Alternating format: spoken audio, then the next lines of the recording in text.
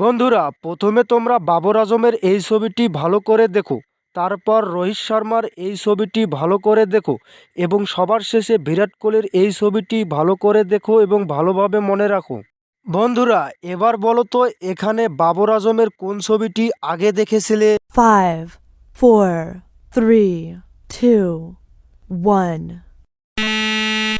এখানে তোমরা 2 নম্বর ছবিটিতে আগে দেখেছিলে।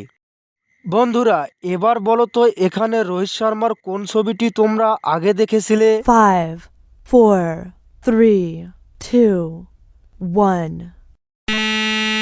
এখানে তোমরা 4 নম্বর ছবিটি আগে দেখেছিলে। বন্ধুরা, এবার সময় শেষ হওয়ার আগে বলে যাও এখানে বিরাট কোহলির কোন ছবিটি তোমরা আগে দেখেছিলে? 5, 4, 3, 2, 1. এটার অ্যান্সার যারা বলতে পেরেছো তারা কমেন্ট বক্সে লিখে যাবে।